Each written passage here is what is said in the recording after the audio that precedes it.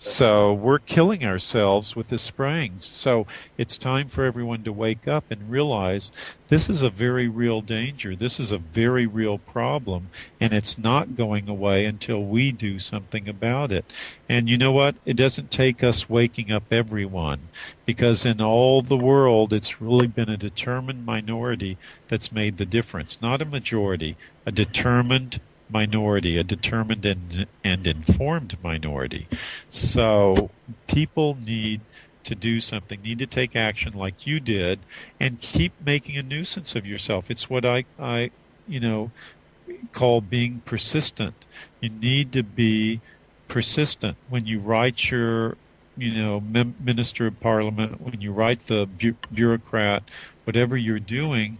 Don't just sit back and then watch reruns of EastEnders thinking you've done your job. You haven't. Then pick up the phone and call. Then go down and visit the idiot. Then send an email. Then start all over again. Then maybe you get your friends and family members to go with you and talk to him or her and start putting the heat on. Because like we've always said at NHF, politicians don't see the light. They just feel the heat. So you've got to make them feel the heat, because they won't see the light otherwise. It's a great statement. An interesting correlation, what you mentioned before about high levels of iron causing cancer. One analysis result that was done in Australia after chemtrails had been sprayed found 4,000 times above normal limits of iron in the rainwater as well. Interesting. There is a lot. Yeah, I've heard aluminium and I've heard barium. There's aluminium, barium, arsenic, manganese, zinc, iron, boron, strontium. The list is quite extensive. Titanium. Well, there is something called the over-mineralization theory that's the proponent of which is Bill Sardi, actually the formulator for that Longevinex product I mentioned to you. And he says essentially minerals accumulate too much in our system. Most blockages of the arteries are not caused by cholesterol. They are caused by calcification. Cholesterol might account for maybe 10% of the blockages.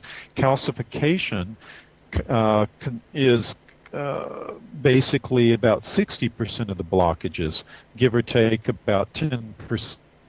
So you want to watch your calcium intake more than anything.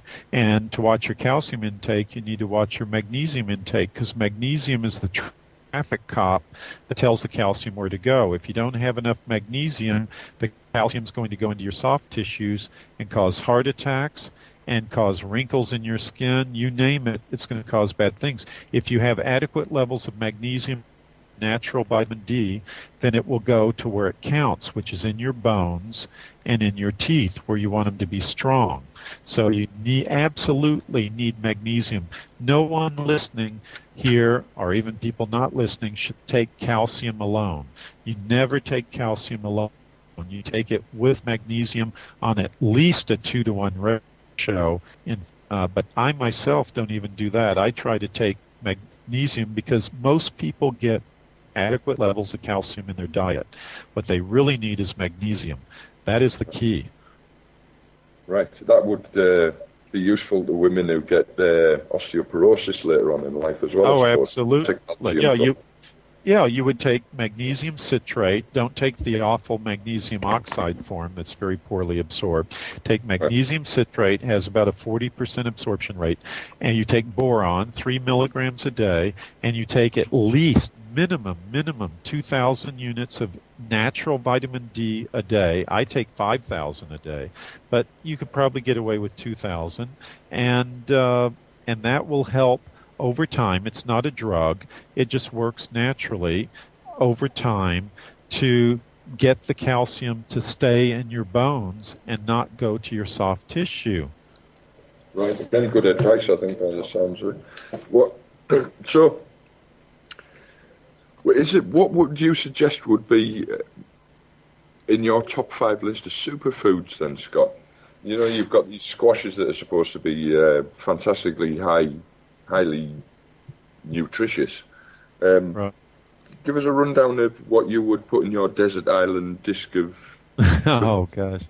Well, that's a really excellent question, and I have to say I will apologize in a sense. I rely perhaps too much on supplements because I do think diet is important, but diet alone is not enough. You can eat the best diet in the world, but we're so inundated with toxins and pollutants these days and actual contaminants, such as the aluminium coming down from the atmosphere. So many things that, and plus the mineral and vitamin content of foods has diminished so much by 50% over the last 50 years, according to British and Canadian and American studies, that it's very hard to get an adequate diet eating the best nutritious diet you can, unless maybe you're eating organic. But even then, it's tough. So you need to supplement. One, you need to alkalinize, and that means eating fruits and vegetables as much as you can. Try to rarely eat meat. Use olive oil. Don't worry about whether you're eating eggs and butter. Cholesterol is such an incredible myth. It's not even funny. There's so many health benefits to eating organic eggs and organic butter, but do eat organic butter because, fat is where the toxins are stored, and what's fattier than butter, eggs, and that sort of thing. So if you only buy a few things organic, make sure it's milk, butter, and eggs, because otherwise you'll be getting a lot of toxins. But I don't recommend anyone drinking milk. I was going to say, so when you say butter, not to be confused with margarine, which is actually more closely resembles plastic. Yes, I was about to say the same thing. It's about a molecule or two away from plastic and is one of the worst things you can do. On the flip side of that, you want to avoid vegetable oils as much as you can, excluding, of course, olive oil, because like the corn oil and canola oil and all of those actually contribute to strokes and heart attacks. So you want to make sure you have a good base diet, organic grains if you eat them, organic brown rice, whole grain. You don't want refined foods, but you want organic whole grain, and then supplement with natural vitamin D, with vitamin E, the multi-tocopherol, and also I do recommend, if you don't get Longevinex, at least get a resveratrol product, or drink red wine, a glass a day. If you put it in the refrigerator, even though that sounds very Philistine, it will last, after you open it, it will last 3 days instead of just 24 hours. So you can extend the life, or use one of those nitrogen-packed things. The other thing is just the Mediterranean diet in general is quite healthy. But also there are certain minerals that you do want. Magnesium citrate, if you can get that, do get it and take it. And boron for your bones as well, 3 milligrams I mentioned. Right. And just going to, and omega-3 oils. Omega-3 oils, I would take that.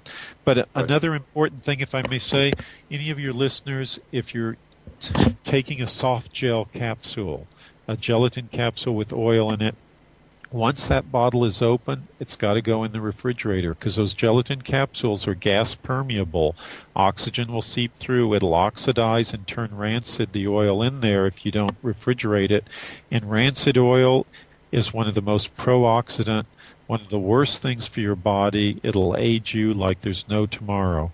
So you've got to, once the bottle's open, refrigerate it if it's a soft gel capsule.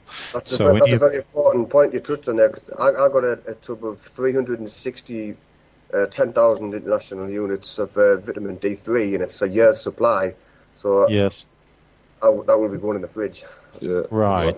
So like that, that's a good point, because the omega-3 oil, if you take that, put it in the refrigerator, vitamin E, the multi-tocopherol, because they found out that you need the gamma-tocopherol, maybe even more than the alpha-tocopherol, and always try to get the natural form. Try not to get the synthetic unless you just have to. Zinc is very important for men. because we can lose zinc the way women lose iron. A menstruating woman should probably supplement with iron, or at least in her diet she'll get it. But if she does, it should be an organic form, not an inorganic form, but an organic form, because it's super important to keep it from making problems for her system. And but omega-3s are probably one of the most important things, but you've got to keep them from going rancid in your body too, and that is where vitamin E comes into effect. It'll help keep it from going rancid inside your system. Right.